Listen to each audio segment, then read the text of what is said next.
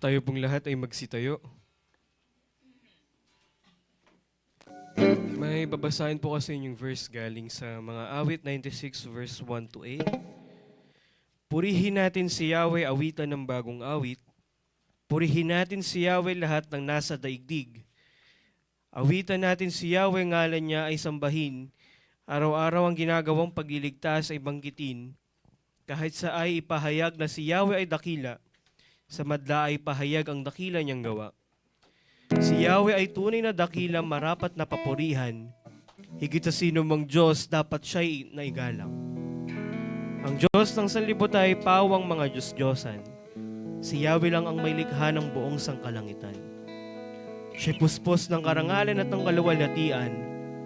Ang lakas niya't kagandahan ay sa templo mamamasdan. O si Yahweh ay papurihan ng lahat sa daigdigan. Purihin ang lakas niya at kanyang kaluwalhatian. Ang pagpupuri ay iukol sa pangalan niyang banal. Dumulog sa kanyang templo at maghandog ng mga alay. Yes, Lord, patuloy po kaming lumalapit at nagpapakumbaba sa iyong harapan, Panginoon. Maraming salamat sa iyong pag-iingat sa buong nakalipas na isang linggo, Panginoon. Sa iyong mga blessings na ipinagkaloob sa amin, Panginoon. At dalangin po namin sa araw na ito, Panginoon, na patuloy na kayo ang kumilos sa aming mga puso at isipan, Panginoon. May taas namin ang iyong pangalan, Panginoon, at patawarin mo kami sa aming mga kasalanan, Panginoon. Patuloy po na linisin niyo kami. Maraming salamat sa pangalan ni Jesus. Amen. Amen.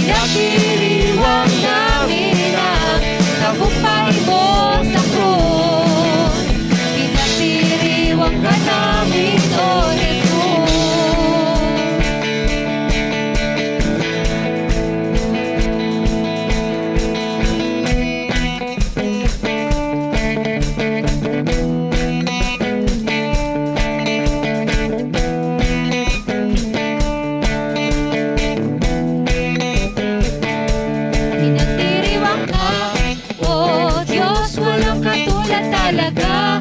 O manunubos ko, mahal kita. pinagdiriwang ka. Pinagdiriwang ka, O Diyos, walang katulad talaga. O manunubos ko, mahal kita. Pinagdiriwang ka. Pinagdiriwang ka, O Diyos, walang katulad talaga. O manunubos ko, mahal kita. Pinagdiriwang ka. Pinagdiriwang ka, O Diyos, walang katulad talaga.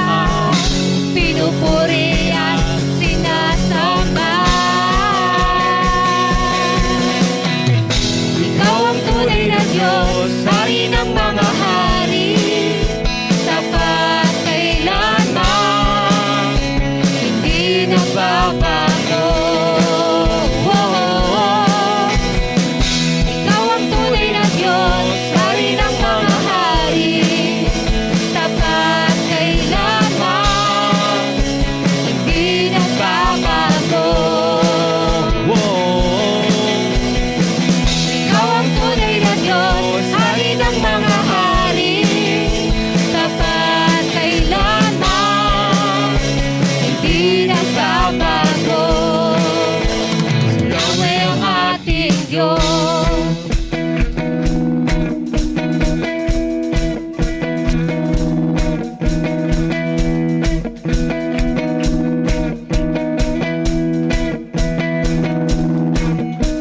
Pala'y bumubuhos na Yahweh, Yahweh, sa ngalan niya'y may kagalingan. Yahweh, Yahweh, sa Kanya'y may tagumpay. Yahweh, Yahweh, isigaw ng lahat ng nilalang.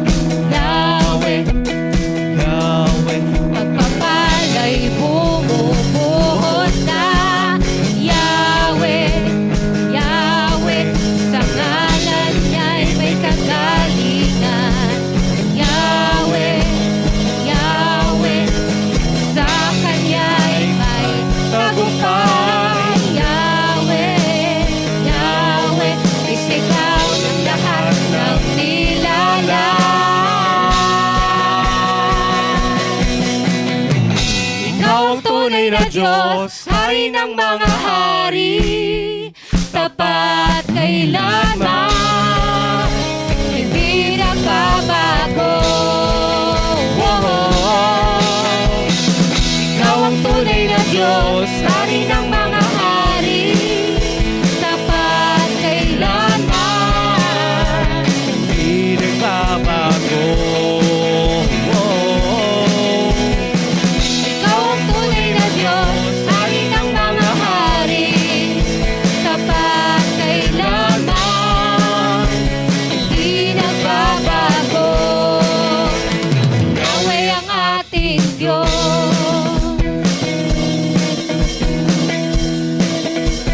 Yahweh ang ating Diyos.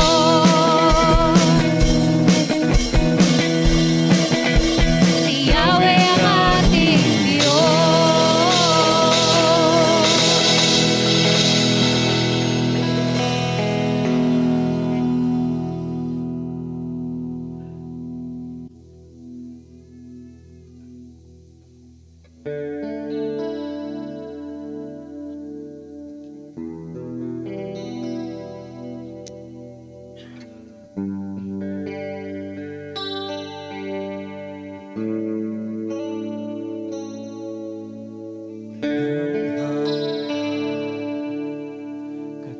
Katapatan sa buhay ko'y lagi mong naan. Narito sa biyaya mo, habang buhay magpupuri sa'yo. Walang Hanggang katapatan sa buhay ko'y lagi mong laan. O narito dahil sa biyaya mo, habang buhay magpupuri sa'yo. Pupurihin ka sa awit, itataas ang aking tinig, itatanghal sa buhay ko'y tanging ikaw, O Diyos. Higit pa sa kalangitan, ang iyong kalwalhatian, kadakilaan mo'y di mapapantayan. Jesus.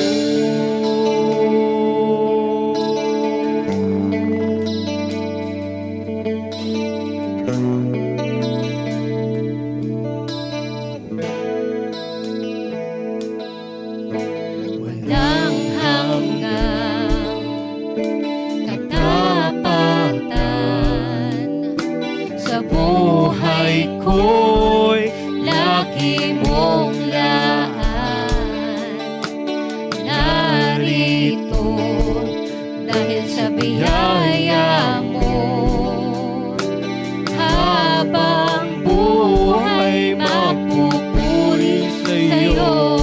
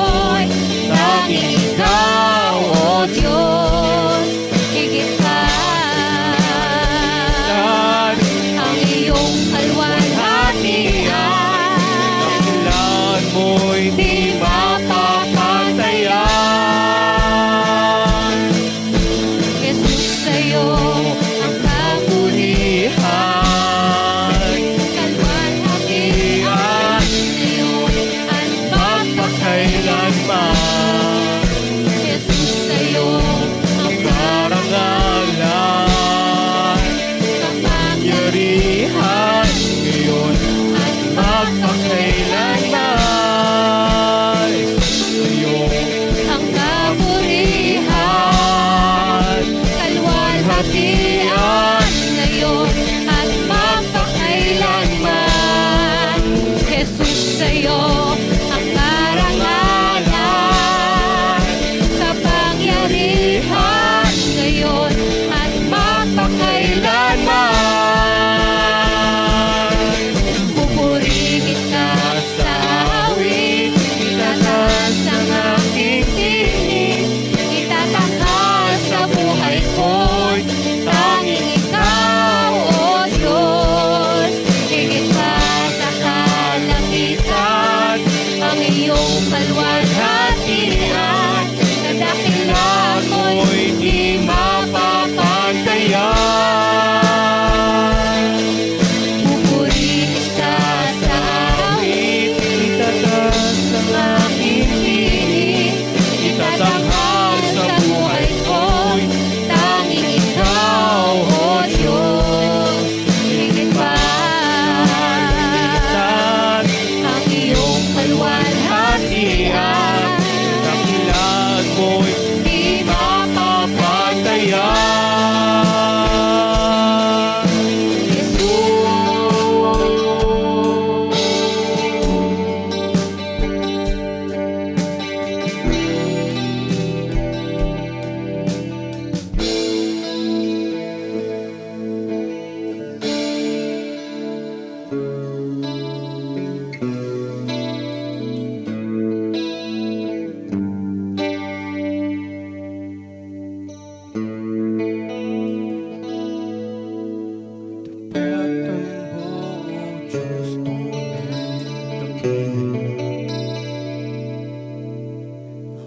Ibig mo'y wagas at walang kapantay sa aking puso, sa aking buhay. Papurit pagsambay, ialay. Bukas noon, ngayon, magpakailanman, luwalhati ka.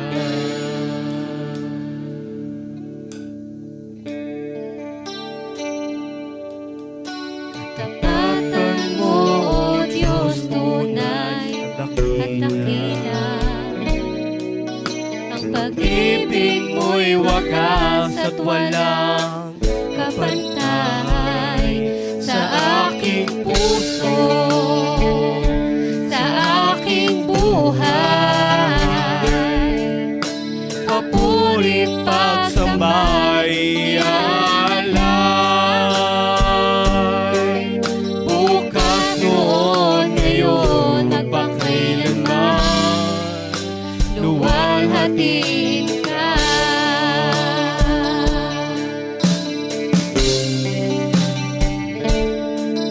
Panginoon,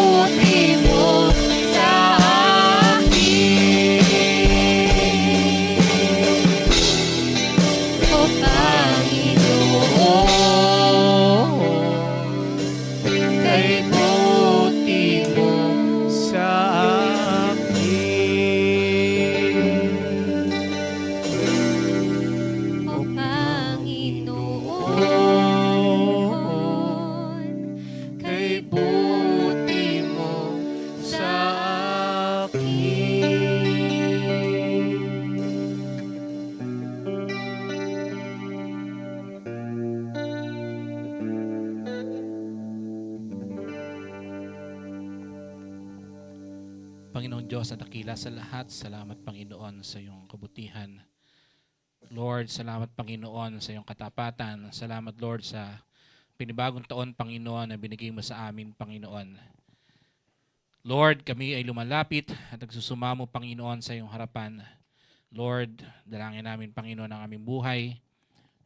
Lord, tulungan mo kami Panginoon na ialay ito sa iyo Panginoon. Na ngayong daong 2026 Panginoon kami ay mamuhay para sa iyo Panginoon. Lord, na sa lahat ng bagay ikaw ang aming unahin.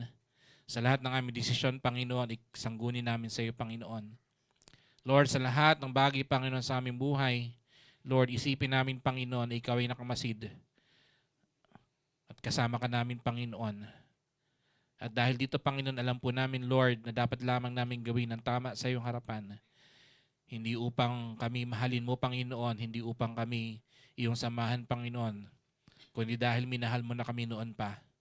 Sinamahan mo kami Panginoon, inabot mo kami kahit hindi kami karapat-dapat. Nilinis mo kami sa aming karamihan Panginoon kahit hindi kami karapat-dapat sa iyong kabanalan Panginoon. Pero sa pamamagitan ng dugo ng aming Panginoong Hesukristo na binuhos sa krus Panginoon, Lord, pinadama mo sa amin ang iyong nag-uumapaw na pag-ibig Panginoon. At binigay mo sa amin ang iyong pangako na nandyan ka Panginoon. Lord, turuan mo kami na lumapit sa iyo Panginoon at sabihin sa iyo ang aming mga kasalanan. Hayaan mo Panginoon na kami magpatira pa sa iyong harapan Panginoon. At ibigay sa iyo lahat ng kabigatan ng laman ng aming buhay, Panginoon. Lord, lahat ng pagsubok, lahat ng problema, Panginoon, lahat ng karumihan, ay yali namin sa iyong harapan, Panginoon. At palitan mo ito, Panginoon, ng kapahingahan, Panginoon, na nagmumula sa iyo. Hayaan mo na ang pamatok mo, Panginoon, ang aming dalhin. At kami ay sumunod, lumakad, Panginoon, ayon sa iyong kalooban, dahil ang pangako mo, Panginoon, ay iyong mga utos ay magaan, Panginoon. At sa aming pagsunod sa iyo, Panginoon, matatagpuan namin ang tunay na kapayapaan at tunay na kapahingahan, Panginoon. At alam po namin, Lord, sa taong ito, Lord, alam po namin, Lord, na anumang pagsubok namin kaharapin, kung kami magtitiwala sa iyo, Panginoon, kami magtatagumpay dahil napagtagumpay mo na lahat, Panginoon, sa mundong ito. Lord, turuan mo kami na magtiwala sa iyo, Panginoon, sa kabila ng lahat, Lord, ng pagsubok sa buhay. Lord, walang masihigit pa sa iyo. Walang pagsubok o problema sa mundong ito na masihigit pa o lalaki pa sa iyo, Panginoon. At walang mga problema o pagsubok sa buhay, Panginoon, na hindi mo alam. Lord, lahat ng bagay sa aming buhay, kalit-litan ay alam mo, Panginoon. And you care for us, Panginoon. At may gagawin ka, Panginoon, kung matututo kami magtiwala, Panginoon, sa iyo. At kung mananangan kami sa kapahingahan at sa assurance, Panginoon, na ikaw ang may hawak sa aming buhay at hindi kami, Panginoon. Lord, dalangin ko sa bawat isang narito, Panginoon, buksan mo ang aming puso't isipan. Lord, upang ang iyong salita ay matanim sa aming buhay, Panginoon. At gawin namin ang mga bagay, Panginoon, na maglalapit patuloy, Panginoon, sa iyong harapan. Na maglalapit sa amin sa iyo, Panginoon. Magawain, Panginoon, na magdudulot upang kami magkaroon ng mas malalim na pagkakilala sa iyo, sa iyong bugtong na anak na si Jesus. Na mas lumalim ang aming pananampalataya. Magawain, Panginoon, Lord, ang magpapakita nga na ikaw ang Diyos ng aming buhay, na ikaw ang hari ng aming buhay, ikaw ang Ama, ikaw ang aming kaibigan, ikaw ang aming kasama, ikaw ang aming tagapayo. Ikaw ang lahat, Panginoon, sa amin. Lord, dalahin ko, Panginoon, sa bawat isang narito, iparanas mo ang iyong pag-ibig at ang iyong katwiran, Panginoon, at ang iyong kapangyarihan. At patuloy, Panginoon, na itanim mo sa amin ng pananampalataya na nagmumula sa iyo, Panginoon. Lord, maraming salamat po. Kasi namin tinataas ang lahat sa pangalan ni Jesus. Amen. Amen. Kakapo na po.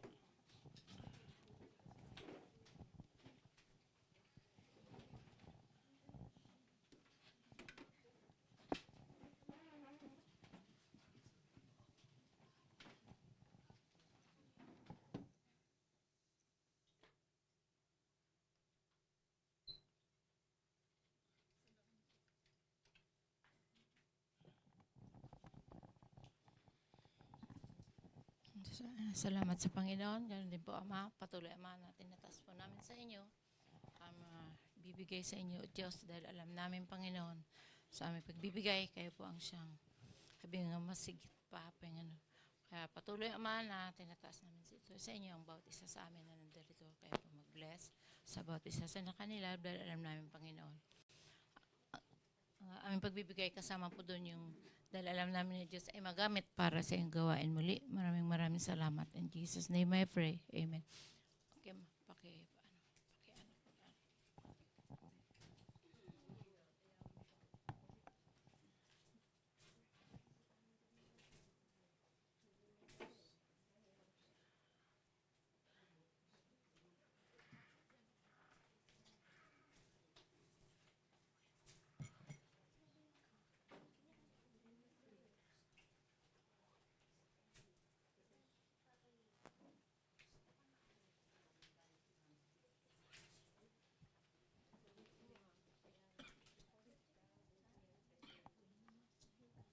Tayo pong muli ay tumayo para sa pagbasa ng creed.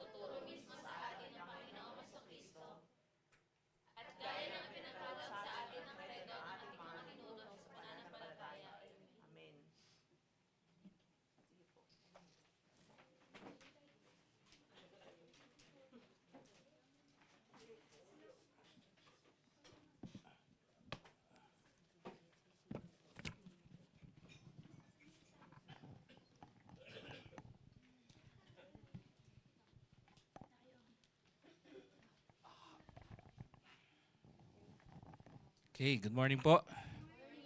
Yan.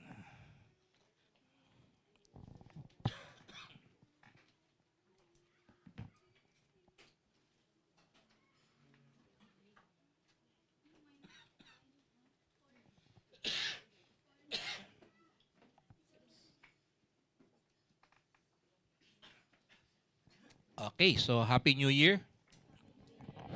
Yan, so ngayon po ay unang Sunday ng taong, anong year na ngayon? 2026.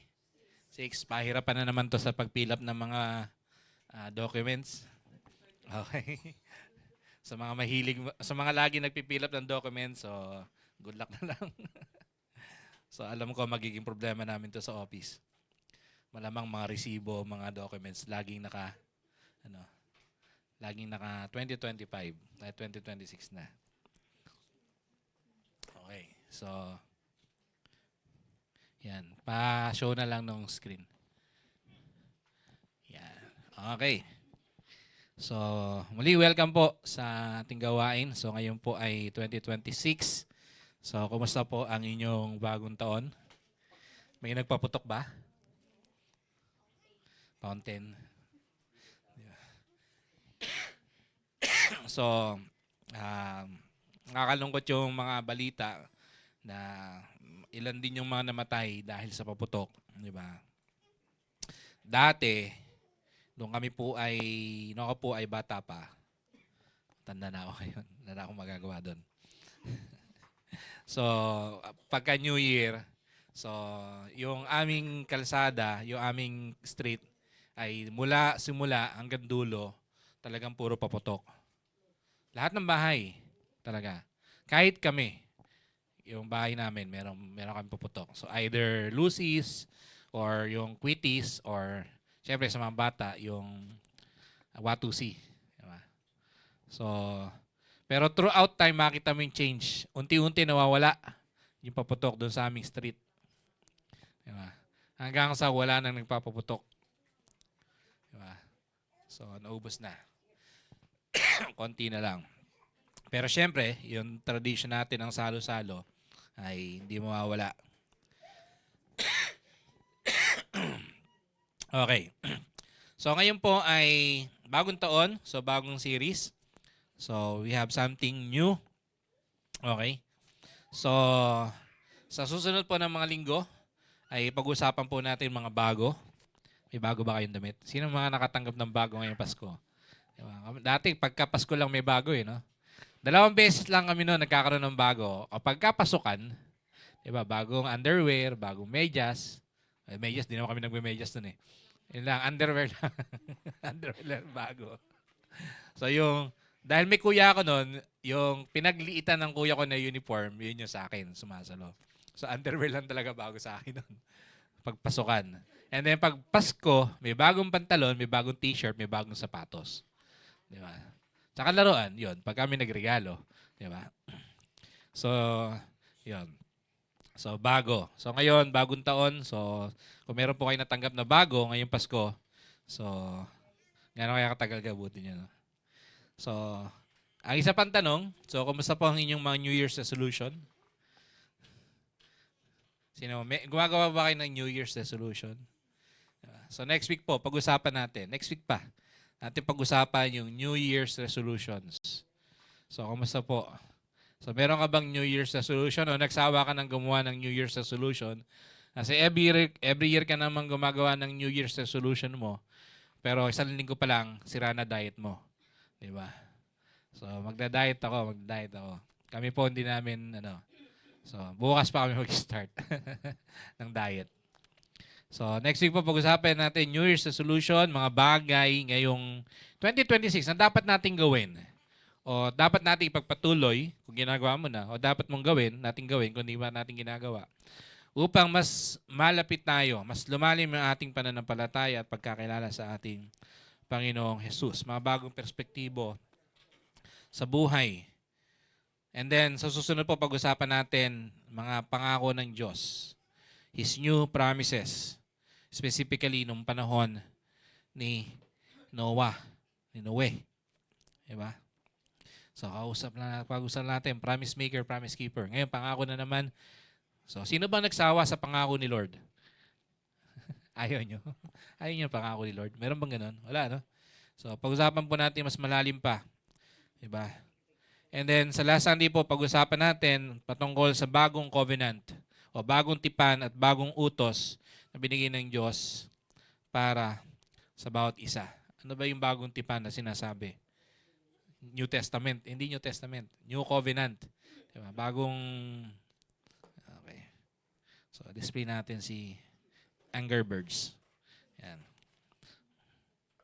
Okay. Suyo na ng kutsara. Baka matabi ko kasi may phobia ako dito Pasuyo na lang doon. Yan. Thank you.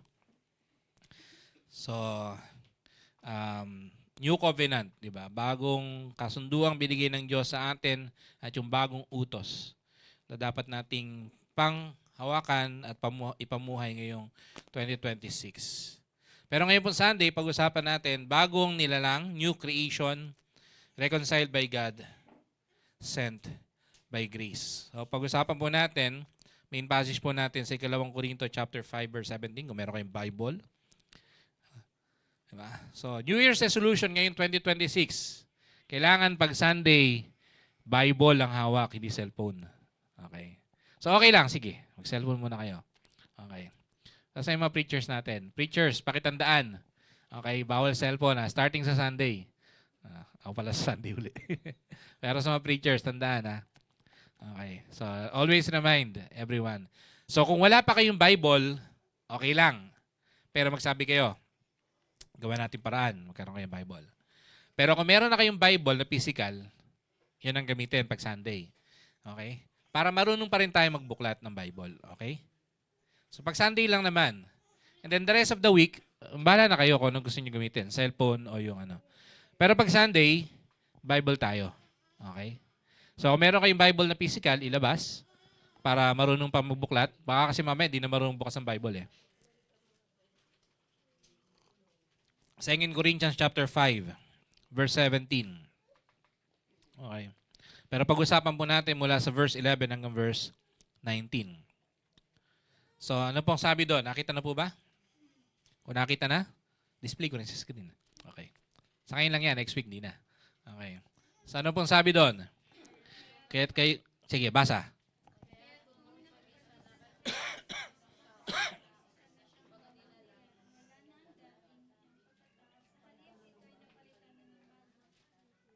Okay. So mamaya, pag-usapan natin mas malalim. Kaya't kung nakipagkaisa na kay Kristo ng isang tao, isa na siyang bagong nilalang, wala na ang dati niyang pagkatao, sa halip, ito'y napalitan na ng bago. Okay. Maraming tao,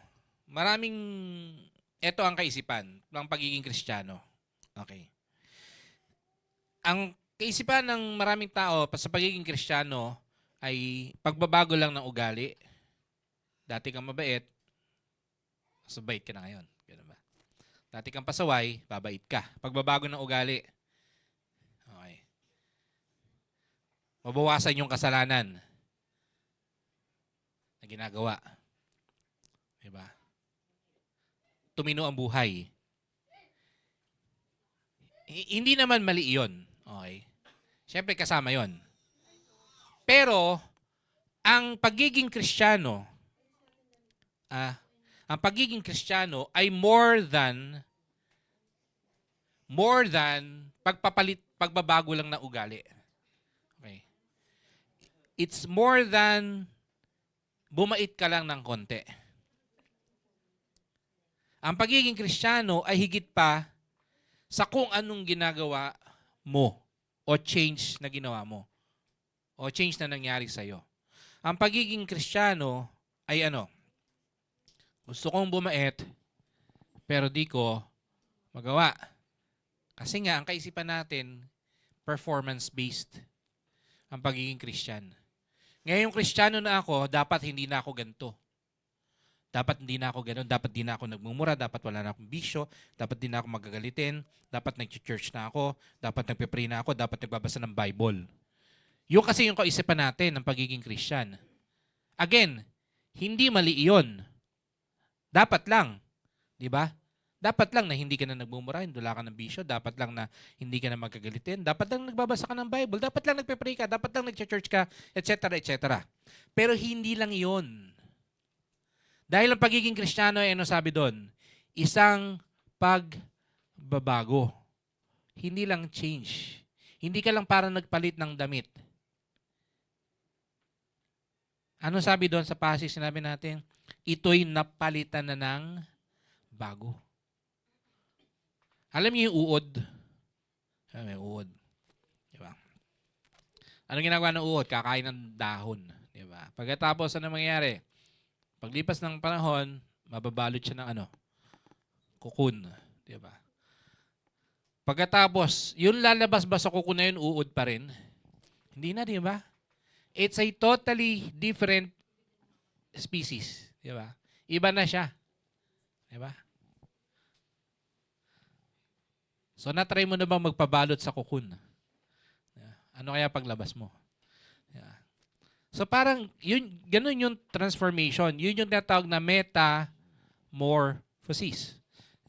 Kung nanonood kayo ng Power Rangers, metamorphing Power Rangers. Pero sila kasi bumabalik sa dati. Pero yung change ng isang pagiging Kristiyano, it's more than nabago lang yung ugali mo. Kundi napalitan ka na. Hindi na yung ikaw dati, kundi isa ka ng bagong nilalang. Hindi ka na pwedeng bumalik sa dati katulad ng isang uod na naging paru-paro, hindi na siya uod. Ang uod, anong ginagawa? Magapang. Anong kinakain niya? Dahon. Ang isang butterfly, o paru-paro, anong ginagawa niya? Gumagapang pa ba siya? Hindi na. Anong ginagawa niya? Lumilipad. Bakit? Nagkaroon siya ng pakpak. At kung titignan mo yung katawan niya, iba na rin ang kanyang itsura, even yung kanyang internal system na bago. Hindi siya uod na nagkaroon lang ng pakpak. Nabago yung kanyang kabuuan. Na including yung kanyang pagkain, iba na. Hindi na daon ang kanyang kinakain. Ano nang kinakain niya? Nectar. Di ba? Bulaklak. Di ba? At syempre, mula sa dating iyo, sino bang mahilig maglaro ng uod? Nagpupunta ka ba ng garden para maghanap ng uod? Hindi. Anong gusto mo makita sa iyong hardin? Butterfly. Di ba? Meron na ba kayo nakitang na uod farm? Wala, di ba? Pero merong may butterfly farm. Di ba? Bakit? Kasi ano yung butterfly? Baganda na siya. Di ba? From sa isang kadiri-diri na uod na gumagapang at sumisira ng dahon, di ba? Pinapatay nga natin yan kung naghahalaman kayo, di ba? Eh, sinisira niya yung dahon eh. Di ba? Ano siyang naging transformation yan? Naging siyang isang paru-paro na maganda at ginagawa ng paru-paro? Nagkakalat ng pollen, di ba? So pupunta siya sa isang bulaklak, kakain siya doon. Pag alis niya doon, anong dala-dala niya? Yung mga pollens. Ano yung pollen? Yun yung nagkakalat para yung halaman na yun tumubo sa ibang lugar. Di ba? From dating sumisira, ngayon ay iba na yung kanyang purpose. Total change. Dati, ngayon ay bago na. Pero ang problema, dahil tayo ay makasalanan, di ba? Madalas, dinidefine natin yung ating sarili sa kung sino tayo dati. Ayon sa laman. Para tayo mga butterfly na gumagapang at pilit na kumakain ng dahon. Yan yung kadalasan tingin natin sa ating sarili. Na para bang hindi ka na magbabago. Dinidefine natin yung ating sarili sa kaya nating gawin at namumuhay tayo ng para bang hiwalay sa Diyos.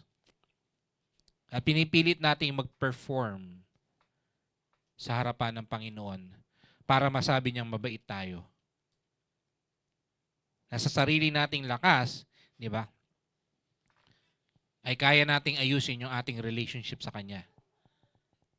Pero hindi yon ang sinasabi ng salita ng Diyos. Tayo ay bagong nilalang, di ba? At hindi tayo yung nagbago sa ating sarili. Ang salita ng Diyos, ang ebanghelyo, yung gospel, ay hindi siya patungkol saan? Hindi siya patungkol sa steps. 5 steps on how to live a Christian life. Hindi. Gawin mo tong 5 to, magiging matagumpay kang Kristyano. Hindi. Hindi to self-help book. Di ba? Ang salita ng Diyos ay ay mensahe na nagbabago ng buhay. Di ba? At nagdi-declare sa sino mang na kay Kristo na siya isa ng bagong nilalang. Di ba?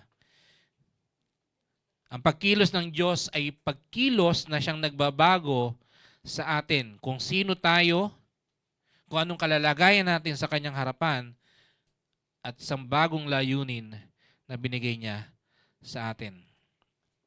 Tingnan natin kung anong sinasabi ng 1 Corinthians chapter 5. Kung ano ba yung bago sa atin. Sino may suit na bago ngayon? Excuse me po. Bago. Bagong ubo. Magaling na ako eh. Bumalik na naman.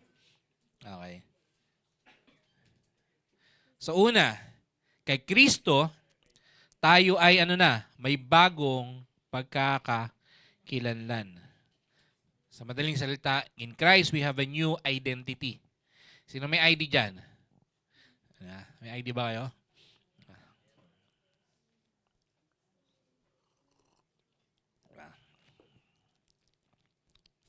Identity. Meron na tayong bagong pagkakakilanlan.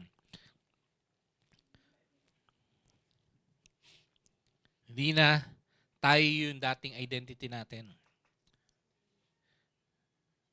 Diba? So kay Kristo, dapat pag tinignan tayo, hindi na yung dating tayo yung nakikita. Sige po, sulit nyo muna.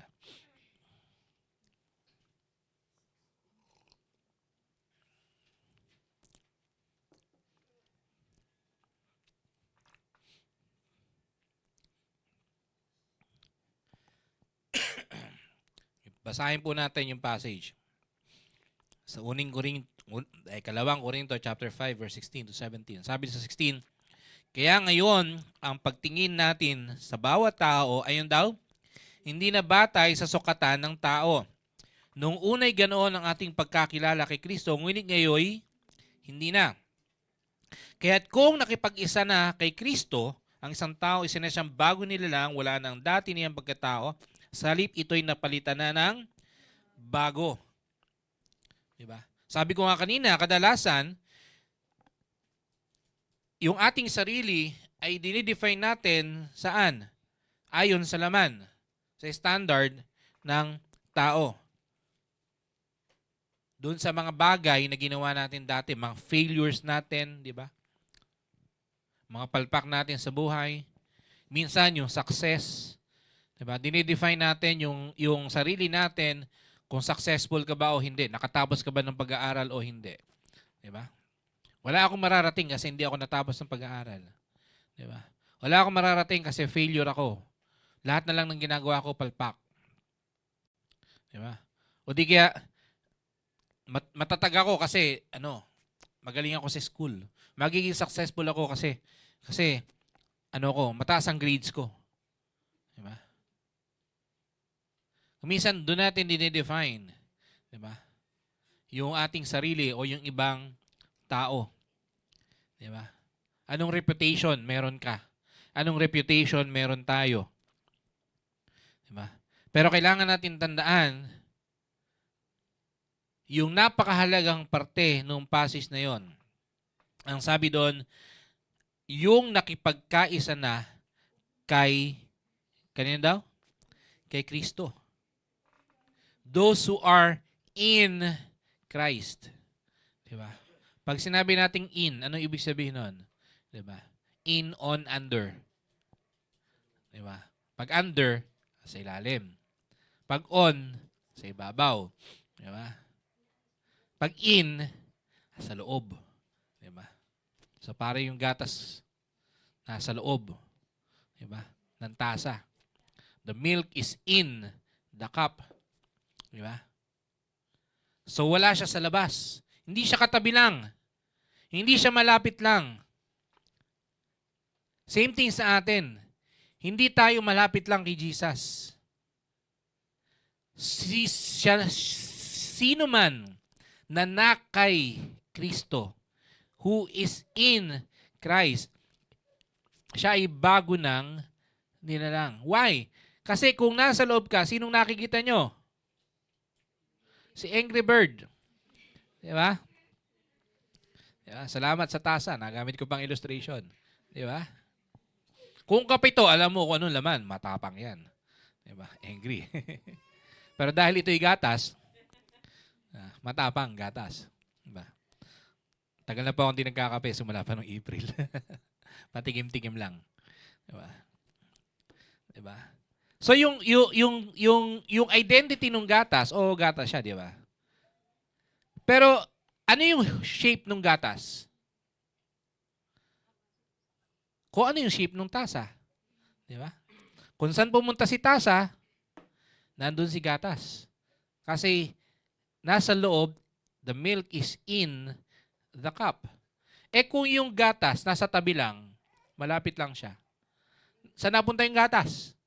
Wala na. Di ba? Inabsorb na ng carpet. Pag nilipat, di ba? So kanina, na-on lang siya. Ngayon, under the table, under the carpet na. Pag nilipat ko yung tasa, saan mapupunta yung gatas? May iwan kung nasan siya. Di ba? Same thing sa atin, those who are in Christ, di ba? So sino yung sinusundan natin? Sinong hubog yung ating sinusundan? Saan tayo pupunta? Di kay Kristo. Kung saan pumunta si Kristo, nandun tayo. Bakit? Kasi hindi tayo nakasabit sa Kanya. Di ba? Hindi tayo palumiti, hindi tayo bling-bling lang. Di ba? Hindi tayo nakasabit kay Jesus. We are in Christ. For those who are in Christ. Di ba? Hindi tayo, ang pagiging Kristiyano ay hindi behavior modification. Merong klase ng yung tawag na behavior therapy. Diba? So for example, bata. Diba? Ano ba meron sa bata? Ang bata, natural makulit yan, di ba? Diba? Huwag mo sabihin ng bata ka, hindi ka makulit. Diba? Pag yung matanda makulit, ibang usapan na yon. Okay? Pero naturally, di ba? Pag nagkakaedad yung bata, nagbabago. Diba? Ngayon, sa psychology, meron din na tinatawag na behavior therapy. Diba? So yung mga inaano na talagang mga pasaway, meron sila level, diba? Na-undergo ng behavior therapy. Diba? Binabago yung behavior ng bata. Which is kung ikaw ay nasa secular psychology, okay lang yon. Diba? Pero sa Bible, hindi ganoon ang pagiging Kristiyano. Di ba? Hindi lang binabago yung ugali natin. Di ba? To be in Christ ay hindi lang nagbago yung ugali mo, but we belong to a new order. Di ba? New world order. Hindi. Bago na tayo. Isa ka ng bagong nilalang. The old is gone, the new has come. Wala na ang luma, ang dati, ngayon ay bago na. Di ba? Ito ay bagong buhay na binigay sa atin ng Panginoon sa pamamagitan ng banal na Espiritu, dung tayo mula sa kamatayan ay muling binigyan ng buhay. Yung ating pagiging patay, spiritual, ay muling nabuhay, kaya tayo na ay bagong nilalang. Ang sabi sa Romans chapter 8 verse 1, kaya nga hindi na hahatulang mapurosahan ng mga taong nakipagkaisa kay Kristo. Why? Kasi hindi na siya yung dati. Ang hatulan, kung yung dati, hatulan tayo. Anong hatol sa atin? Kamatayan. Sapagkat ang kabayaran ng kasalanan ay kamatayan. Pero dahil sa libreng regalo ng Diyos, meron tayong buhay na walang hanggan, at meron tayong kapatawaran. Kaya sabi, hindi na tayo hahatulan. Bakit? Kasi nga, new identity. Di ba? New identity. Ang sabi sa Galatians chapter 2:20, hindi na ako ang nabubuhay ngayon, kundi si Kristo na ang nabubuhay sa akin. Yun ang isang tanda ng isang bagong nilalang. Hindi na ikaw ang nasusunod sa buhay mo. Diba? Ang hirap nun. Kasi marami tayong gusto. Diba? Marami tayong pangarap sa buhay. Wala namang masamang mangarap. Wala namang masama na meron tayong gusto sa buhay. Pero ang tanong, nasan si Lord? Nasan si Lord sa lahat ng pangarap mo? Nasan ang Diyos? Nasan si Kristo sa lahat ng gusto mo? Bakit gusto mo mag-aral? Bakit gusto mo makagraduate? Bakit gusto mo makapagtrabaho? Bakit gusto mo ng ganito? Bakit gusto mo ng bagong cellphone? Bakit gusto mo ng bagong computer? Bakit gusto mo ng bagong damit? Diba?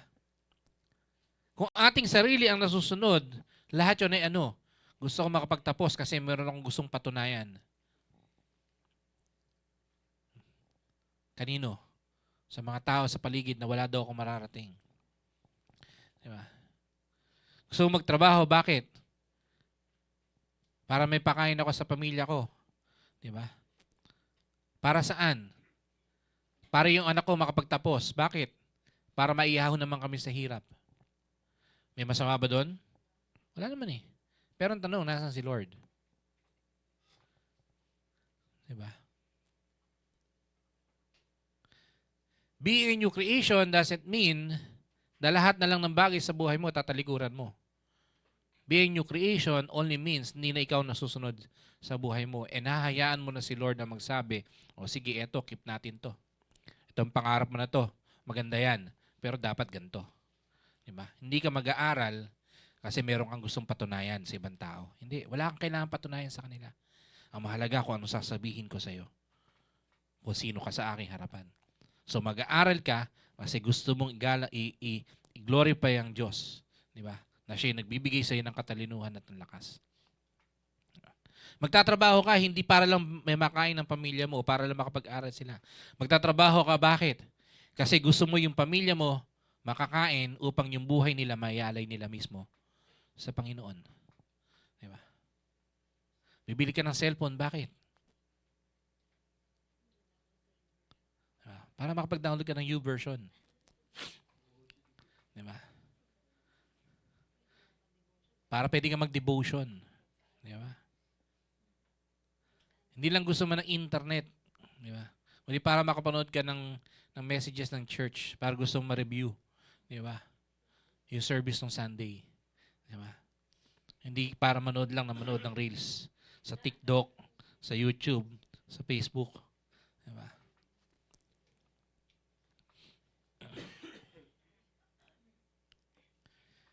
Ephesians chapter 2 verse 10, sapagkat tayo andaw nilalang ng Diyos, nilikha sa pamamagitan ni Kristo upang iukol natin ang ating buhay sa paggawa ng mabuti. Iyan ang layuning pinili ng Diyos para sa atin. Kailan? Noong una pa man. Diba? To do good and what is right sa harapan ng Panginoon. Diba? Hindi tayo gumigising sa bawat umaga na ang goal ay magkaroon tayo ng bagong identity sa harapan ng Diyos. Hindi. Gumigising tayo every morning na alam na natin na we are already a new creation. Na meron na tayong identity. Na ipapamuhay ko ngayon. Pagising mo sa umaga, ang goal mo, hindi mabago ang buhay mo. Ang goal mo, hindi bumait. Ang goal mo, hindi mag-devotion. Ang goal mo, hindi mag-pray o mag-church. Ang goal mo, mag-church ako. Ang goal mo, magpe-pray ako. Ang goal mo, mag-devotion ako, hindi dahil gusto kong gawin, kundi dapat kong gawin kasi eto na ako ngayon. Hindi dahil persado ka. Diba? Kundi pinapamuhay mo na ikaw ay isang anak ng Diyos at ikaw ngayon ay nakay Kristo na. Diba? Pag ikaw ay naka-uniforme pang school, saan kayo na-expect na pumunta? Sa SM. Diba? Sa computer shop. Diba? Sa Sabano Park. Diba? Sa Esplanade. Diba? Yung ba? Hindi. Pag naka-uniforme ka, di ba, ng school, di ba? O, sino mga taga-Paradise dyan? O, pag nakita nyo yung ganong uniform, alam mo, estudyante ng Paradise, di ba? Di ba? Alam mo kagad kasi yun yung identity nila eh. Di ba? So pagising mo sa umaga, pag suot mo ng yung uniform, di ba? Ang identity mo, estudyante. So dapat punta ka sa school. Pagdating mo sa school, ang dapat mong gawin? Makapagchismisan. Hindi, mag-aral. Di ba? Pero ang pagiging Kristiyano, hindi to pagising mo sa umaga isusuot mo na pag Sabado, hindi mo sinusuot na may option tayo. Hindi.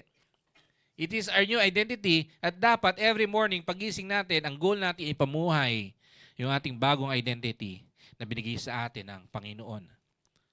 Why?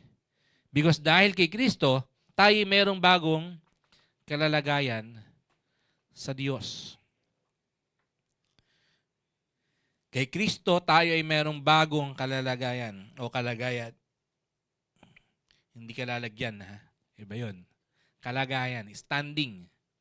Sa Tagalog, standing. May bagong diba? Ano ba sa Tagalog standing? Katayuan, di ba? Kalagayan, di ba? Kondisyon, di ba?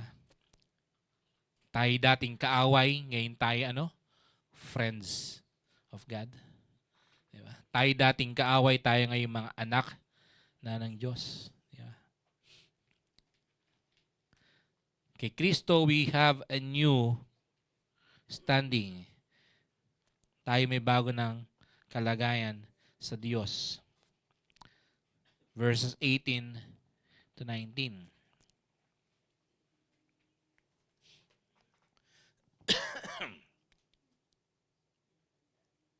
Yun po. Yan. Sabi po sa verse 18, ang Diyos ang gumawa ng lahat ng ito.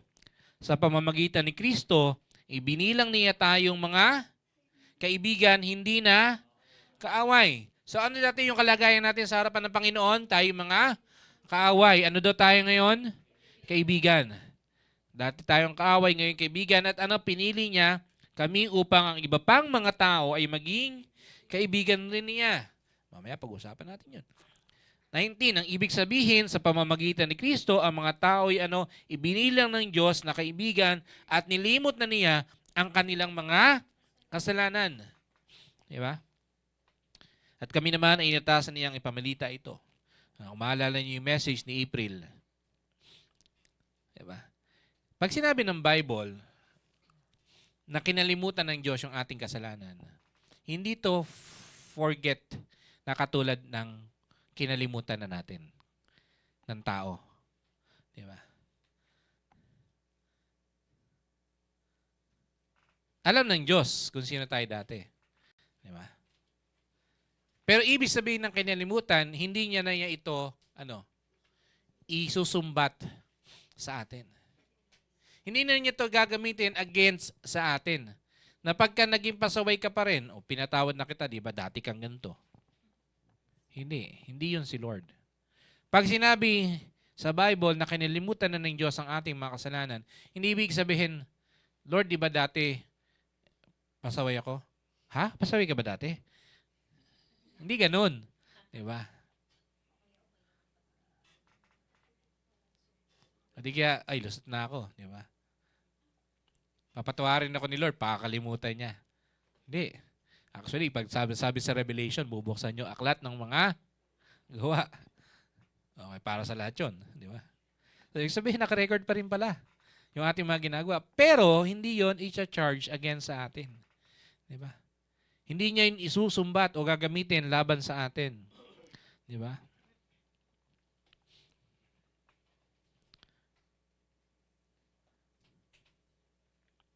At ang mahalaga sa lahat, ang sabi doon, lahat ng ito'y, sinong gumawa? Ang Diyos. Hindi tayo. Hindi ikaw, hindi ako. Hindi ang magulang mo na nagdala sa'yo sa church. Hindi yung kaibigan mo na nag-invite sa'yo dito. O sino man. Ang gumawa niyan ay sino? Ang Diyos. Sino nag-reconcile sa atin? Sa Diyos, sa Lord? Siya. Hindi tayo yung lumapit sa Lord para makipag-ayos. Siya, yung bumaba sa langit, iniwan niya yung kanyang trono at nabuhay bilang tao upang tayo ay magkaroon ng kaayusan yung ating relationship sa Kanya. Hindi to joint effort. Si Lord at ako. Why? Sabi ng Biblia, tayo mga patay.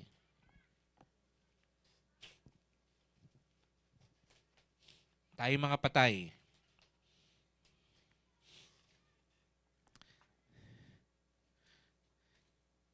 Kailan pa nakipag-usap ang patay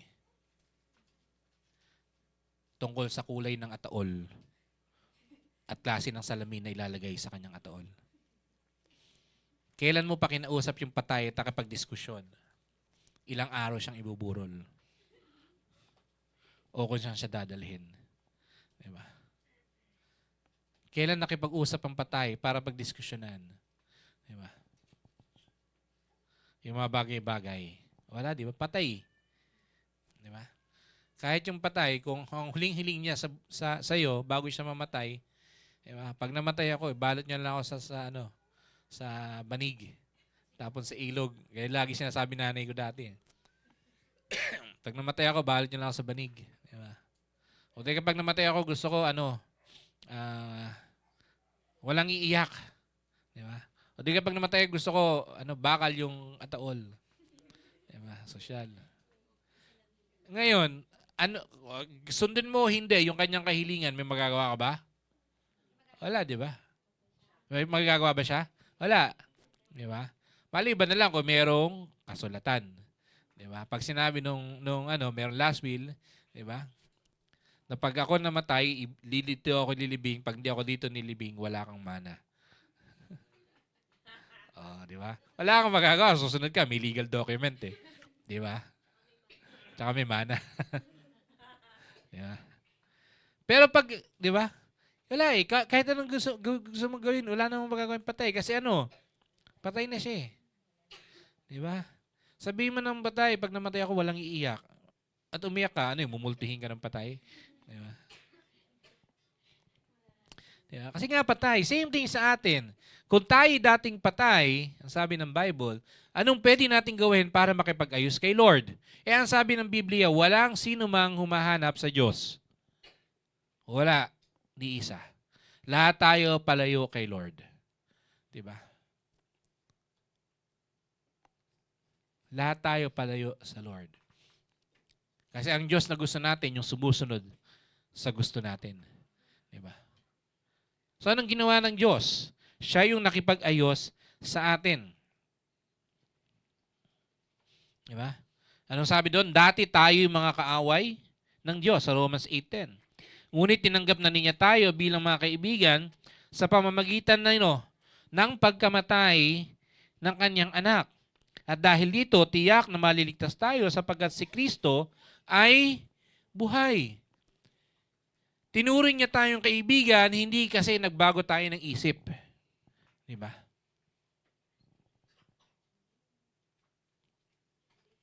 Merong ito uso ngayon to sa Facebook eh. Yung argument ng, alala yung alibughang anak, di ba? Yung pasaway na anak na kinuha yung yaman ng kanyang tatay, yung kanyang mana, tapos nagpasasa sa buhay. Di ba? Anong doon sa istorya? Di ba sa istorya, yung anak nag-decide na bumalik sa tatay at hihingi ng tawad? Di ba? Ginagamit nilang argument yon para sabihin na kaya nating magdesisyon at ayusin yung ating relationship. Di ba? Kasi nag-decide siya, tama mali. Nag-decide siya eh. Uuwi ako sa bahay ng aking ama. Hingi ako ng patawad. Pero kung titingnan natin yung details ng story, hindi siya uuwi para maging anak. Babalik siya, hingi siyang tawad para maging alipin. Hindi restoration ng relationship yon. Dahil sa estado niya, wala siyang kakayanan, di ba? Na i-restore yung relationship niya sa kanyang tatay. Kaya kung makikita niya, sasabihin, ay oo nga no, nag-decide siyang bumalik eh. So pwede mag-decide yung tao. Hindi, babalik siya bilang alipin para lang makakain. Kasi wala siyang makain, gutom. Pero kung titingnan natin, pabalik pa lang siya, anong story? Tumakbo na yung tatay nung nakita pa lang sa malayo. Ibig sabihin yung tatay, kung alam niya lang kung nasan yung anak niya, pinuntahan na niya. Diba? Pero yung tatay naghihintay sa pagbabalik ng kanyang anak. At nung bumalik yung anak, sinalubong niya, tinakbo niya, niyakap niya pagkatapos nagsalita yung anak, patawarin niyo po ako, nagkasala ako sa iyo at sa Diyos. Hindi pa siya tapos magsalita. Hindi na niya hinintay. Anong sabi niya? Bihisan. Linisin. Sutan ng singsing. Sutan ng sandalyas. Maghanda tayo. Di ba? Bakit? Kasi yung tatay lang yung may kakayanan na mag-restore ng relationship ng anak sa kanya bilang anak.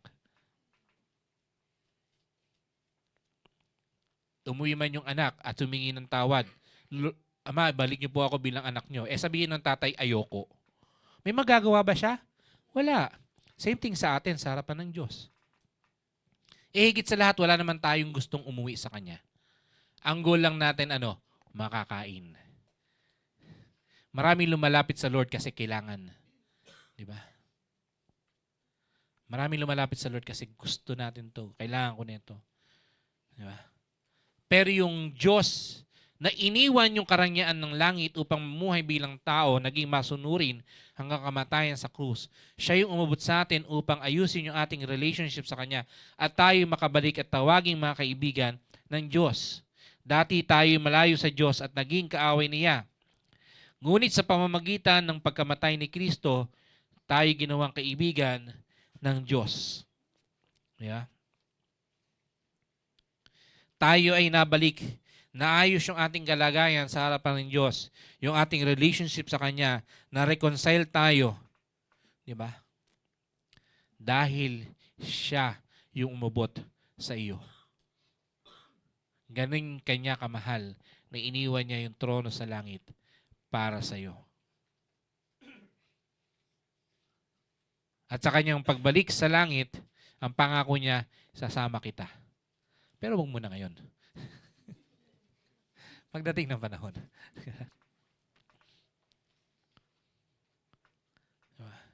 Yun yung pangako ng Diyos sa atin. We are now friends of God. Sa sino mang na kay Kristo, hindi lang siya bagong nilalang. Siya ay kaibigan na ng Diyos.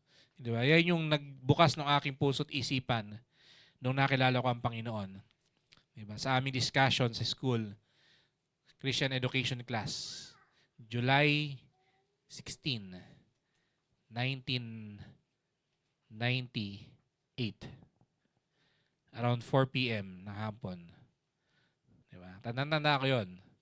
Nandun ako sa kanang side ng classroom, sa bandang likod, pangatlo mula sa harapan, pangatlo mula sa likod, sa pinakakanan, tabi ng bintana. Diba? Nung diniscuss ng teacher namin, noong unang panahon, pagka ang alipin, lumalakad, may distansyon. Nasa likod ng kanyang amo. Hindi yan pwedeng lumapit. Lalapit lang siya pag tinawag. Meron din nauna. Diba? Para pag may papatay sa amo, yun ang unang mamamatay. Diba? So may distansyon. Hindi ka pwedeng sumabay na magkatabi. Amo tapos ikaw, alipin. Hindi pwede yun. Diba? Nasa likod ka o di ka nandun ka sa malayo. Alis ikaw tagad magbit ng payong. Diba? Pero may distansyon. Pero sa Panginoon, hindi niya tayo tinuring na iba. Tinawag niya tayong mga kaibigan. Siya yung ating Panginoon, boss. Pero lumalakad tayo, kasabay ni Jesus. Diba? Nandun tayo sa kanyang tabi. Hindi niya tayo hinabol. Habol ka dito, bilis. Hindi. Siya yung tumigil at bumalik para tayo ay abutin. Diba? Yun yung standing natin sa harapan ng Panginoon. Yun yung ating kalalagayan ngayon sa harapan ng Diyos sa sino mang na kay Kristo. Diba? Kasama niyo lumalakad ang Diyos. At dahil dyan, meron tayong bagong layunin sa ating buhay.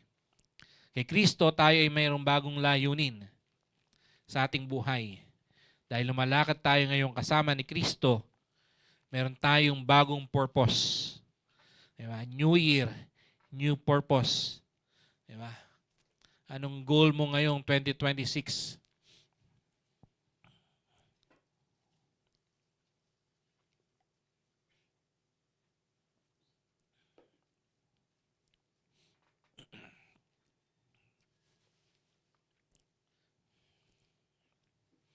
Anong iyong goal?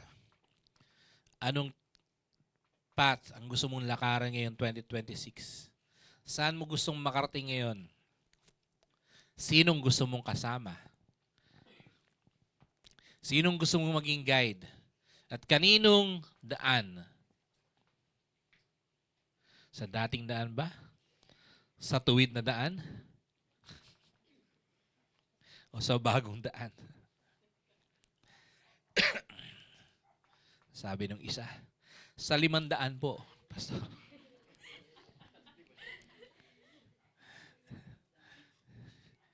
Diba? Ano ang sabi sa passage? 1 Corinthians 5, 11 to 18, 18 to 19. 15 pala, 11 to 15. So, basahin ko po yung verse 15. Namatay siya para sa lahat upang ang mga nabubuhay ngayon ay huwag nang mabuhay para sa sarili, kundi para kay Kristo na namatay at muling nabuhay para sa kanila. Bilang tao, bilang makasalanan, di ba? We are self-centered. Verse 15 po yan, kung hinahanap nyo. Tayo ay self-centered, di ba? Gusto natin tayo. Lahat ng bagay na ginagawa natin, di ba? It serves us. Di ba? Kung minsan even yung sacrifices, di ba? Di ba? Even yung sacrifices, di ba? It serves you eh. Bakit? Kaya mo ginagawa to kasi gusto mo, di ba? For example, para sa pamilya mo, sasacrifice ka, di ba? Trabaho, para makapag-aral pamilya. Bakit? Anong mararamdaman mo? Kasi masaya ka. Di ba? Still, at the end of the day, babalik sa'yo yung satisfaction. Di ba? Yung isang bagay na kuminsan nakakalimutan natin eh. Diba? Bakit? Siyempre, kaligayahan ng magulang na makita yung kanyang anak ay nakakakain 3 times a day, makapag-aral, makapagtapos. Diba? Kaninong kagalakan? Sa'yo. Diba? Diba? Masasabi mong naitaguyod ko yung pamilya ko. Diba? At the end of the day, sa'yo pa rin nabaksak eh. Self-centered pa rin. Diba? Even the sacrifices na ginagawa natin ay nakasentro pa rin sa atin. Diba? Pero paalala sa atin ng salita ng Diyos, di ba?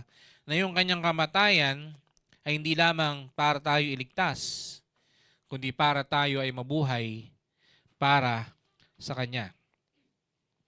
Dalawang bagay na kailangan natin tandaan.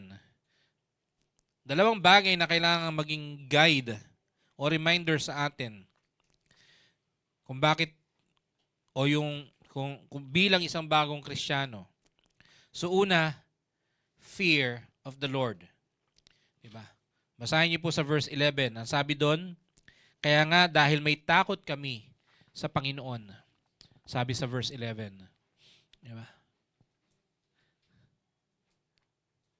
At pangalawa, hindi lang takot. Diba? Yung love of Christ. Yung pagmamahal ni Kristo para sa atin. Sa verse 14, ang pag-ibig ni Kristo ang naghahari sa amin, sa verse 14. Diba? So, dalawang bagay na kailangan nating tandaan na siyang nagde-define ng ating bagong buhay, na bagong tayo, yung ating takot sa Panginoon. Hindi yung takot na negative. Ito yung tinatawag na holy fear o yung awe. Diba? Yung pagkamangha. Diba? Sa Kanya. Ang pangalawa, yung kanyang pag-ibig na ibinuhos niya sa atin. Diba? At wag nating kalimutan na tayo nakipagkasundo ang Diyos sa atin at inayos niya yung kanyang relationship. Yung ating relationship sa Kanya, hindi para lang sa wala, kundi upang tayo'y pagkatiwalaan, di ba? Ng ministeryo ng ng reconciliation. Upang ang iba rin ay manumbalik at maging kaibigan din ng Diyos. That's the ultimate purpose, di ba? Ng ating bagong layunin. Upang ibahagi din sa iba, upang yung iba din ay makilala etong Kristo na to, na nagbigay ng buhay, namatay, at muling nabuhay, upang tayo ay magkaroon din ng buhay at maging bagong nilalang at pagdating ng panahon ay umuwi sa piling ng Diyos. Diba? We are now ambassadors. Diba? Alam niyo ba yung trabaho ng isang ambassador? Diba? So, bawat bansa, merong ambassador ang Pilipinas. Diba? Pero hindi katulad nun. Kasi ang ambassador, diba? Isa sa mga trabaho niya, makipag-negotiate ng terms. Diba? Sa mga foreign policy, yan, regarding sa mga foreign workers, di ba? Pero tayo, ambassadors tayo ni Kristo, hindi para makipag-negotiate. We are ambassadors kasi nire-represent natin si Kristo. sa mundong ito. Yeah. Ang goal natin ay dali ng mga tao sa kanyang harapan. Siyempre, Matthew 28:19 to 20. Kaya't habang kayo'y humahayo, gawin ninyong ano daw? Alagad ko ang mga tao sa lahat ng bansa. Bautismuhan ninyo sila sa pangalan ng Ama at ng Anak at ng Espiritu Santo. Turuan ninyo silang sumunod sa lahat ng inuutos ko sa inyo at tandaan ninyo, ako'y kasama ninyo hanggang sa katapusan ng mundo. Diba? Bago siya umakyat sa langit, diba, ito yung kanyang utos sa kanyang mga alagad. Go and make disciples. Hindi go and make converts. Hindi go and invite ones. Ang sabi doon, gawin yung mga alagad, mga taga-sunod ko ang lahat ng bansa. Di ba? So ang goal natin maging kaibigan ng iba si Jesus. Ilapit sila sa Panginoon. Di ba? Paano natin magagawa yon? Siyempre, dapat kilala natin yung kaibigan natin. Sino kaibigan natin? Si Jesus. Gaano natin kakilala si Jesus? Di ba? Pag meron kang kaibigan, kilala mo, at kwinento mo siya sa isang kaibigan mo, di ba? Dami mong masasabi. Same thing sa atin. Kung kilala natin si Jesus, anong pwede natin gawin? May share natin siya sa iba ng buong linaw. Di ba? Kasi kilala natin siya. Unang Pedro chapter 2 verse 9, ngunit kayo ay isang lahing pinili, grupo ng maharlikang pari, isang bansang nakalaan sa Diyos, bayang pag-aari ng Diyos upang magpahayag, ano daw? Upang magpahayag. Basahin po ulit natin. Ano daw purpose natin? Upang magpahayag ng kahangahangang ginawa niya. Diba? Yun yung ating purpose. Ipahayag ang ginawa ng Diyos.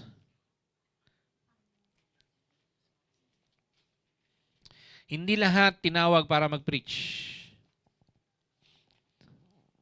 Hindi lahat tinawag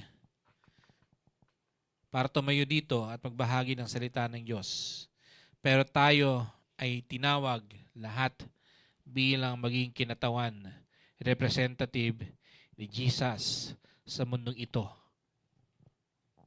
Para ikwento sa iba, ibahagi sa iba ang ginawa ng Diyos, yung kanyang kahangahangang ginawa.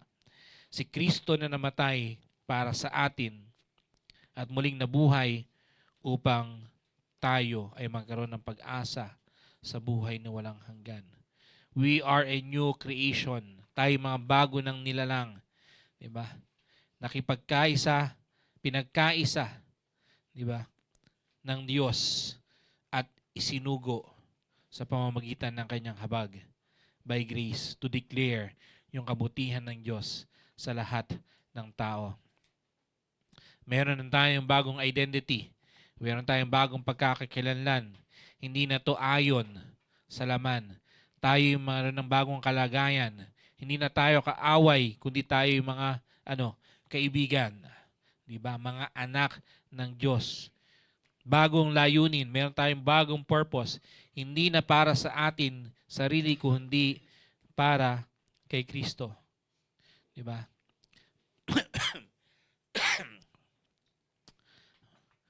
Pero ang pundasyon ng lahat ng yon ay ito. Sa sino mang na kay Kristo. Lahat ng ito ay mula sa Diyos.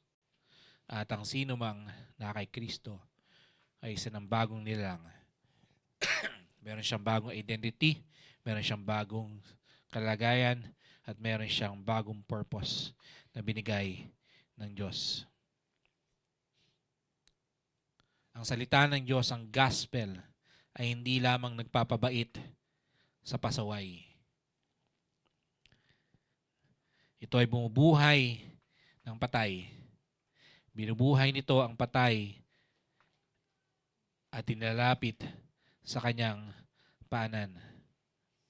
Kung ikaw ay na kay Kristo, then isa ka ng bagong nilalang. Kung hindi naman, then ito yung chance na lumalapit sa iyo ang Panginoon At sinasabi sa'yo, diba, I can make you new. Ano man ang iyong nakaraan, kaya kitang patawarin, patatawarin kita. Diba? Ang kailangan mo lang gawin, tanggapin yung regalo ng pag-ibig, pagpapatawad at pakikipagkaisa na ibinibigay sa iyo ng Diyos sa pamamagitan ng ating Panginoong Jesus. Mamuhay tayo, di ba? Bilang mga bagong nilalang. Paggising ng umaga, alam natin kung ano yung goal natin. Di ba? Eto, ako. Ako ay kay Kristo. Ako ay kanyang kaibigan. Ako'y kanyang anak. Tayo po'y manalangin. Panginoong Diyos na dakila sa lahat. Salamat, Panginoon. Salamat dahil ikaw ang Diyos na tapat. Hindi nagbabago mula noon, ngayon at magpakailanman. Salamat, Panginoon, dahil sa lahat ng ito, ikaw ang gumawa. Dahil wala kaming kakayanan na abutin ka sapagkat kami makasalanan. Hindi namin kayang abutin ang iyong kalwalatian. Hindi namin kayang abutin ang iyong pamantayan, Panginoon. Pero dahil sa iyong habag, sa iyong awa, sa iyong pag-ibig, bilang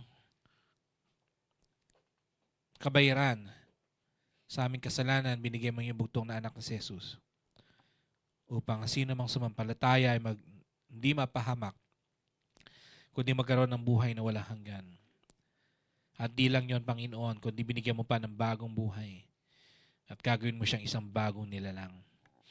Lord, sa bawat isa dito, Panginoon, na nagkiklaim na siya ay kaisa na ni Kristo, Panginoon, turuan mo nga kami, Panginoon, na araw-araw ay mamuhay bilang anak mo.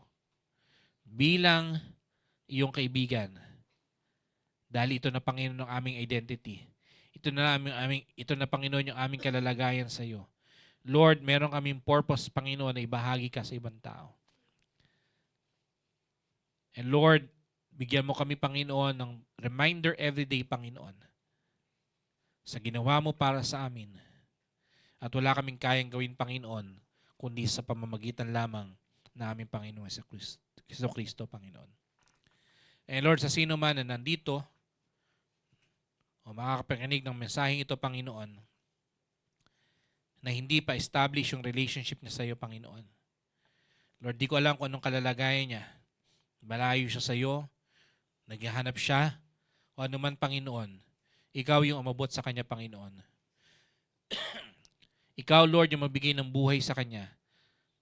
At ikaw, Lord, yung gumising sa kanya, Panginoon, upang makita niya, Panginoon, yung pag-ibig, pagpapatawad at pakikipagkaisa. Itong libreng regalo na inaalok mo sa kanya, Panginoon.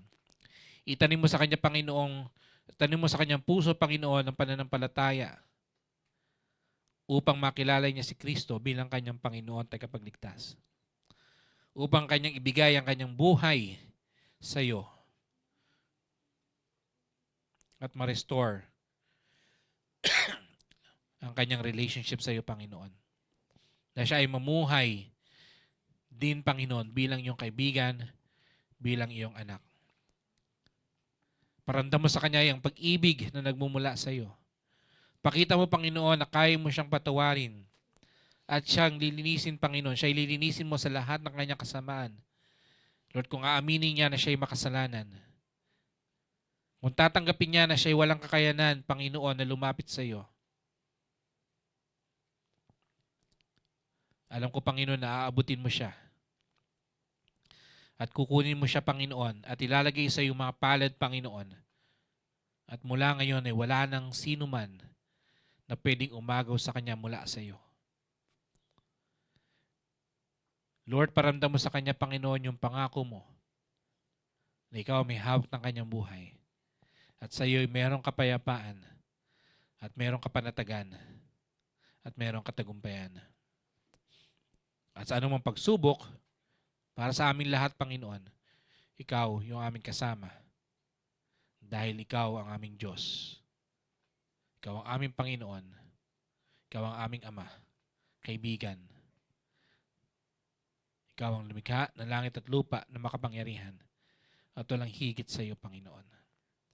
Lord, maraming salamat, Panginoon. Patuloy mong pagpalain ng bawat isa sa lahat ng oras, Lord. Maraming salamat po sa iyong papuri sa pangalan ni Jesus. Amen. Amen. So ngayon po ay kakaroon po tayo ng communion. Patabi muna.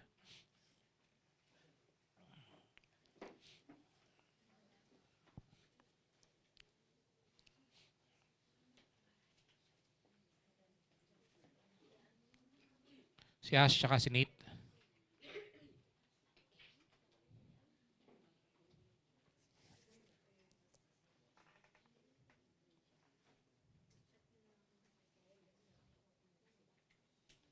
Lagyan niya na dyan. Yan.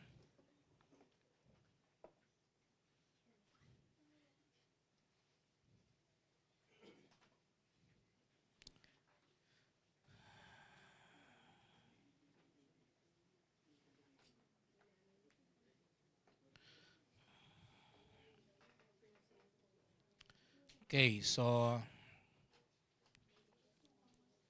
tayo po ay dumako sa ating communion. So, isang paalala po ng salita ng Diyos na ang banal na hapunan o yung communion ay isang sakramento ng bagong tipan na itinatag mismo ng ating Panginoong Jesucristo. Ito po ay ginagawa natin upang ipahayag at itatak ang kanyang kamatayan para sa atin, upang palakasin ang pananampalataya ng mga sumasampalataya at ipahayag ang ating pakipagkaisa kay Kristo at sa isa't isa. Ang banal na hapunan ng Panginoon ay isang sakramento kung saan sa pamamagitan ng pagbibigay at pagtanggap ng tinapay at ng alak ayon sa tinatag ni Kristo, ang kanyang kamatayan ay pinapahayag at ang mga karapat-dapat na tumanggap ay ginagawang kabahagi ng kanyang katawan at dugo. Hindi sa pisikal na paraan kundi sa espiritual para sa kanilang espiritual na ikabubuti.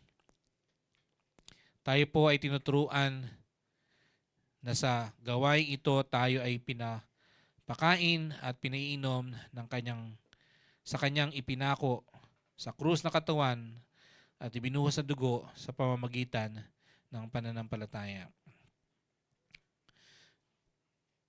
Ang communion po ay bukas para sa lahat ng mga nabautismuhan na sa isang Christian church. So yan po ay isa sa mga unang requirements. Regarding po sa baptism, so kung meron po pong mga hindi na-baptize o hindi pa baptize sa isang Christian church, so ano ba yung Christian church? Kung nabautismo na kayo sa Baptist, Methodist, o Sanman, Presbyterian, so okay na po yon. Pero kung hindi pa po kayo nababautismohan sa isang Christian church, so magkakaroon po tayo ng baptism. Hindi ko lang alam kung kailan, pero napag-usapan na po yan. Wala pa lang kami schedule. So sa mga gusto pong magpabautismo ay makipag-usap lang po. So ang bautismo, so konti lang po, ay ginagawa ng sino mang kumilala kay Kristo bilang kanyang Panginoon at tagapagligtas. Yun po yung number 1 na purpose ng baptism. Okay. Secondary lang yung pagiging member ng church. Siyempre, kung kinalala mo si Kristo bilang Panginoon at tagapagligtas, siyempre, member ka ng church. Baptize ka o hindi. Pero yung bautismo po ay isang public declaration ng iyong pagsunod at pagkilala sa Panginoong Jesus. So, noong unang panahon, ang isang tao na nakakilala kay Jesus ay hindi na nag-iisip kung magpapabaptize ba o hindi. Right then and then, kapag nakakita sila ng tubig, nagpapabautismo sila. Okay. Same day. Diba? Ngayon sila na-sharean ng gospel, ngayon sila nakakilala kay Kristo, that same day sila ay binabautismohan. Okay. So ngayon lang po nauso yung pag-iisipan ko muna kung magpapabaptize ako. So pinag-iisipan mo muna kung susunod ka kay Kristo o hindi. Di ba?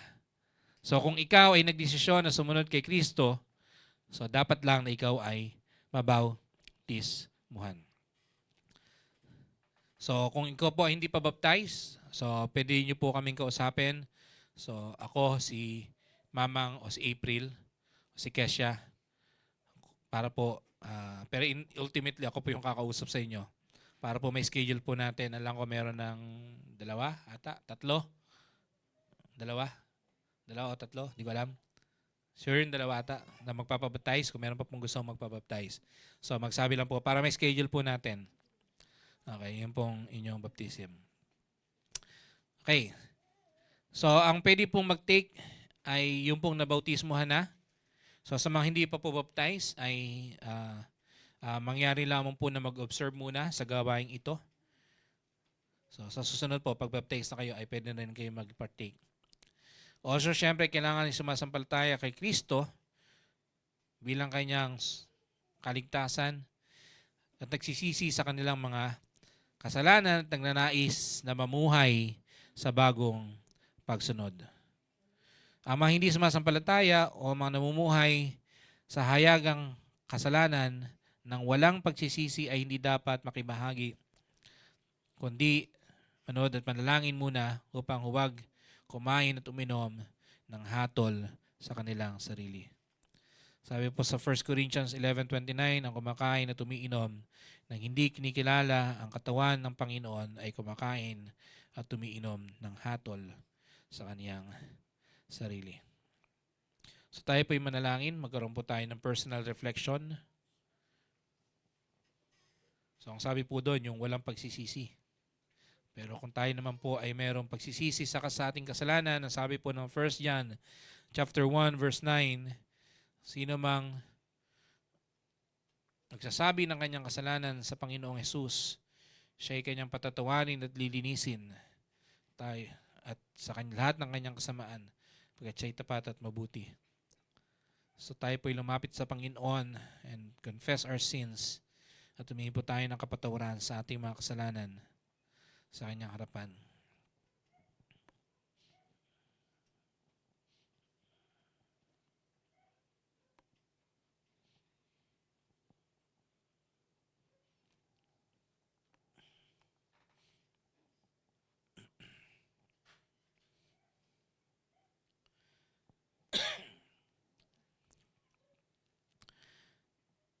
Amang Diyos na makapangyarihan sa lahat, Lord, kami po'y umaamin na kami ay makasalanan at di karapat-dapat sa anumang kabutihan o pag-ibig na nagmumula sa iyo.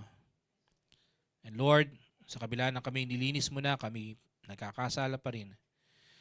Ngunit salamat, Panginoon, dahil kahit di kami karapat-dapat na lumapit sa iyo o gawin ang gawain ito, Panginoon, Lord, ikaw ay mabiyaya. Lord, ginawa ni Kristo sa krus ng Kalbaryo, Panginoon, ay patuloy na siyang nagiging daan upang maranasan namin ang kapatawaran na nagbumula sa iyo.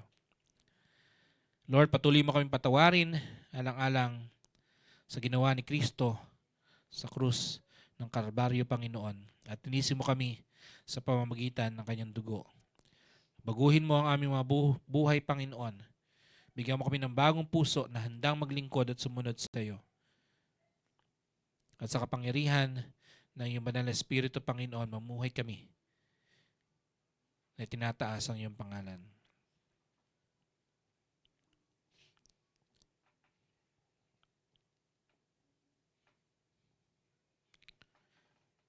Sabi ng Romans 8:1, wala nang hatol sa mga na kay Kristo Jesus, for there is now no condemnation for those who are in Jesus. Yan ang pangako ng Panginoon para sa atin. So lumapit na lang po yung mga kukuha. Pabuksan niya. Yun.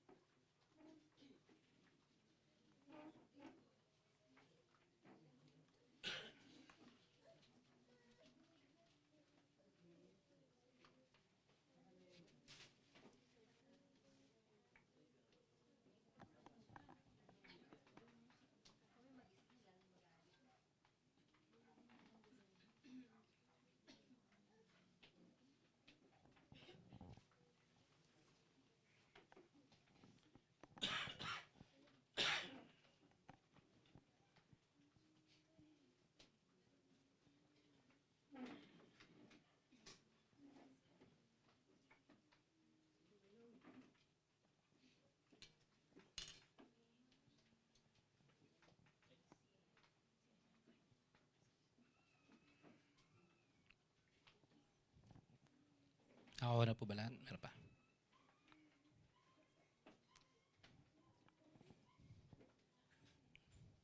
Anong kulang ata?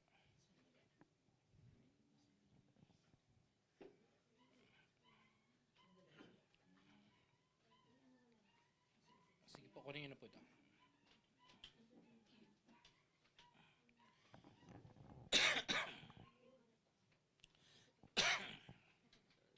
Meron pa po dito.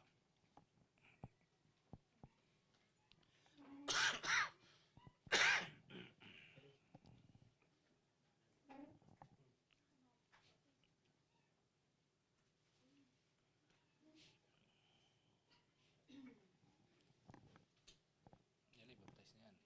Dito ko binyagan eh.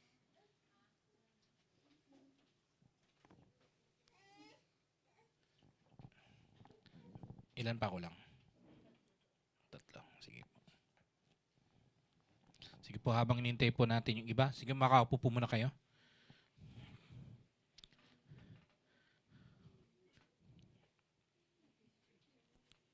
So, ang tinapay po at ang alak ay hindi nagiging pisikal na katawan at dugo ni Kristo. Okay? So, ito po ay nananatiling tinapay at nananatiling alak. Hindi po katulad ng katuruan ng Romano Katoliko na siya'y nagiging tunay na laman at tunay na alak. Ito po ay nananatiling tinapay at alak, ngunit ito ay simbolo ng katawan at dugo ni Kristo. At sa pamamagitan ng Banal na Espiritu at ng ating pananampalataya, tayo ay nakikibahagi kay Kristo at sa lahat ng kaniyang biyaya. Tayo po'y manalangin. Ama naming Diyos, pinupuri ka namin sa iyong walang hanggang tipan ng biyaya. At pinapanalangin namin na sa pamamagitan ng iyong banal na Espiritu, ang gawaing ito ay maging tunay na paraan ng biyaya upang palakasin ang aming pananampalataya at palalimin ang aming pakikipagkaisa kay Kristo. Ideklara ang kabutihan, ang kamatayan at ang muling pagkabuhay hanggang sa kanyang muling pagbabalik. At Panginoon, hindi kami titiwala sa mga elementong ito kundi sa pangako ni Kristo na siyang sumasa amin at kasama namin sa lahat ng pagkakataon.